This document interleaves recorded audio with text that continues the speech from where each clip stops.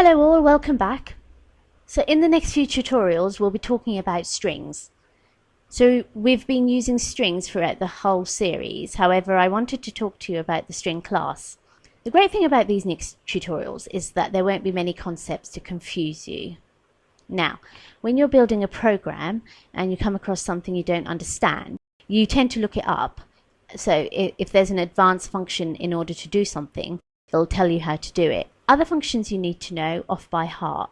So they need to be imprinted in your memory, like printing on screen, as well as most of the string functions. And these are the functions that you shouldn't need to look up. So today I shall be teaching you the core string functions. Now you really do need to know these functions, as it will make your program much easier. But don't worry, each one will take a minute or so to learn.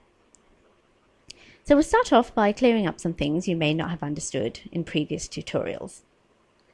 Now imagine we have a string called laces.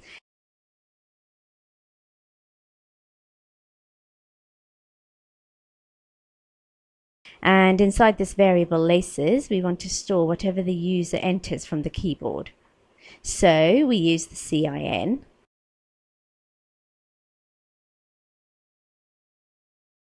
Then we can print out something like the string I entered.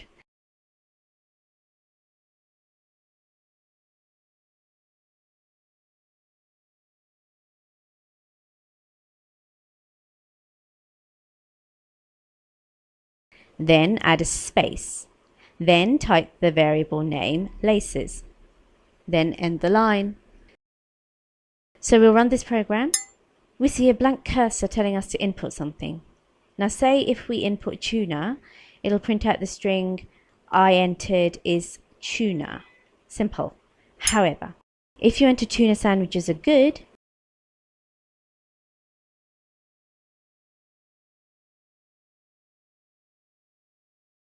and you press enter, it'll only print out the string I entered is tuna. Now, whenever you're using CIN to read data, and whether it's from the keyboard, the user, or a file, the end of the input is determined by the first white space character it comes across. So when you run this program and it sees tuna sandwiches, it doesn't read the whole tuna sandwiches. It just ends at the first white space it comes to. So that's the reason in the previous tutorial, when it came to a white space, it stopped reading the data. Basically, CIN reads only one piece of data at a time. Right, I'm hoping you understand this concept, so now we'll look at another. Now, if you want to read a whole line as one string, this is what to do.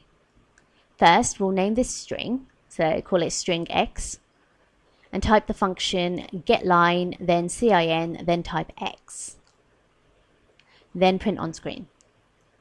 So now, the end of the line isn't determined by a white space. Instead, it's determined by a new line character.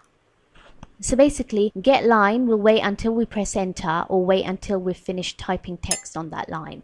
This time, if we type tuna sandwiches are good,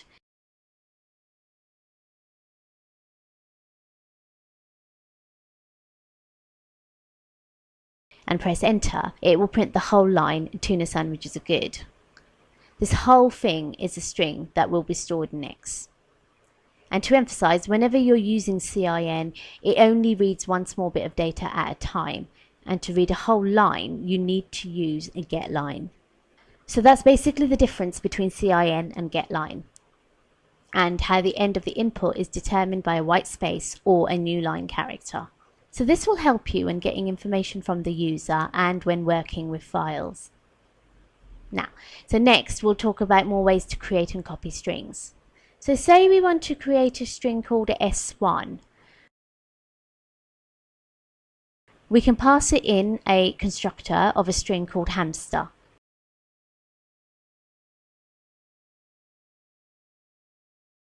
So then hamster can be equal to S1. So good to know different ways of creating a string, especially if you come across it in a particular company that you may be working for. So it's just basically a different way of doing the same thing.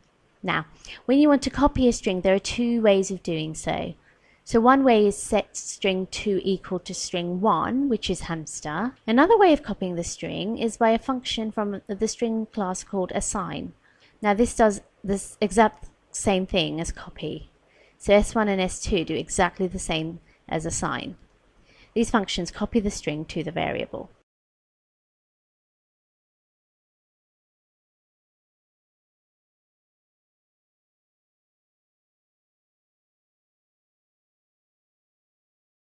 So when you print S1, S2, S3 on screen, you'll see they do the same thing, hamster, hamster, hamster. So this line of code is a way of creating the string using the constructor, and it's just an alternative way of copying strings. So the last thing I'd like to talk about is the fact that strings are basically arrays of characters. So I'll make a string called S1 and set it equal to wow, tasty food.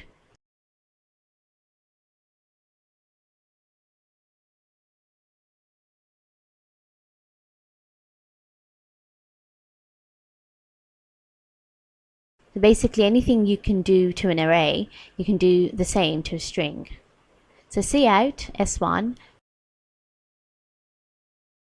and we want to output one of these characters, which are basically elements in a string, 0, 1, 2, 3.